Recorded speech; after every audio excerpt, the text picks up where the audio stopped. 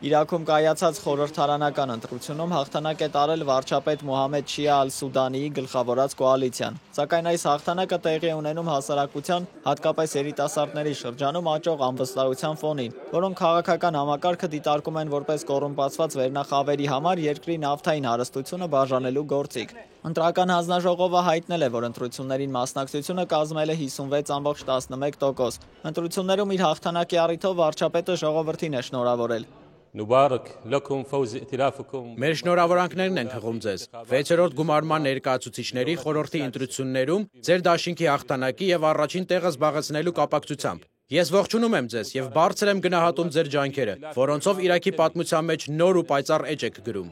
Իրաքի 329 տեղանոց օրենսդիր մարմնում ոչ մի կուսակցություն ի վիճակի չէ ինքնուրույն կառավարություն կազմել։ Հետևաբար կուսակցությունները պետք է դաշինքներ կազմեն մանր խմբակցությունների հետ վարչակազմ ձևավորելու համար։ Այս գործընթացը հաճախ տևում է ամիսներ եւ լի է լարվածությամբ։ Նոր կառավարությունը պետք է կարողանա մանևրել Միացյալ Նահանգների եւ Իրանի ազդեցության միջև առկա փխրուն հավասարակշռության պայմաններում, կառավարել Իրանին ավելի մոտ տասնյակ զինված խմբավորումներ, որոնք ավելի շատ ենթարկվում են իրենց առաջնորդներին, քան պետությանը, եւ այս ամենի հետ մեկտեղ դիմակայել Վաշինգտոնի աճող ճնշմանը, այդ զինյալներին զինաթափելու պահանջով։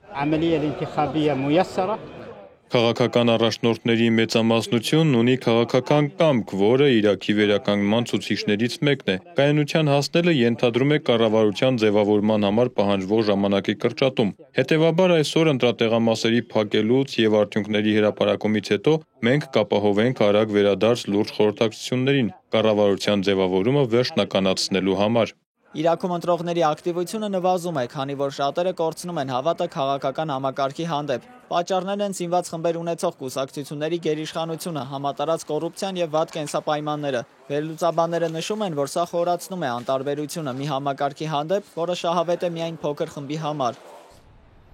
Ազդեցիկ շիա առաջնորդ Մուկթադա Աս-Սադրը, որն ունի միլիոնավոր հետևորդներ եւ դեմ է Միացյալ Նահանգների եւ Իրանի ազդեցությանը ենթարկվելուն, բոյկոտել է ընտրությունները, դաշտը թողնելով իրանամետ մրցակիցներին։ Թեև Աս-Սադրը նախկինում հաղթել է ընտրություններում, սակայն չկարողանալով կառավարություն ձևավորել, հեռացել է քաղաքականությունից։ Այնուամենայնիվ նա մնում է անկանխատեսելի ուժ, որը կարող է ցանկացած պահի մեկ կոչով ոտքի հանել ու մոբիլիզացնել իր կողմնակիցներին։ Այս անգամ սակայն շիա առաջնորդը չի մասնակցել քվեարկությանը, սակայն իր ուժը ցուցադրել է։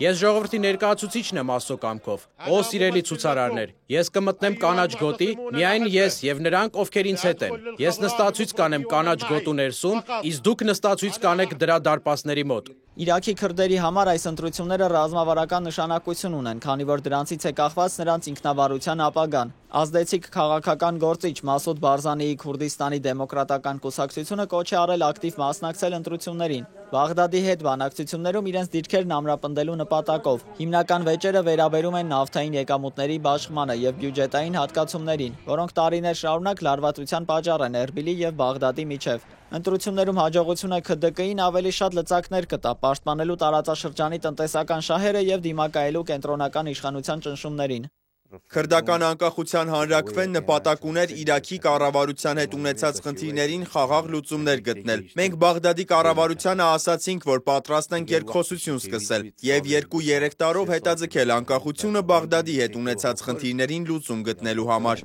Քրդերի դիրքերը զգալիորեն թուլացել են 2017 թվականի անկախության անհաջող հանրաքվեից հետո, որին ի պատասխան Բաղդադը զորքով վերահսկողություն հաստատեց նավթով հարուստ Քիրկուկի նկատմամբ։ Այս պարտությունը ստիպեց Բարզանիին հրաժարական տալ, սակայն նա պահպանեց իր ազդեցությունը քրդական քաղաքականության վրա։ Իրաքյան Քուրդիստանի վարչապետն այժմ նրա որդին է, Նաչիրվան Բարզանին։ Լարվածությունը վերջերս կրկին սրվեց, երբ Իրաքի դաշնային դատարանը հակասահմանադրական ճանաչեց Իրաքյան Քուրդիստանի նավթագազային օրենքը, պահանջելով ռեսուրսների հանձնումը կենտրոնին։ Այսպիսով ընտրությունների արդյունքները կորոշեն, արդյոք քրդերը կկարողանան պահպանել իրենց դժվարությամբ ձեռք բերված ինքնավարությունը, թե Բաղդադը կամրապնդի իր վերահսկողությունը տարածաշրջանի նկատմամբ։ Դավիթ Գենջոյան, Open Media։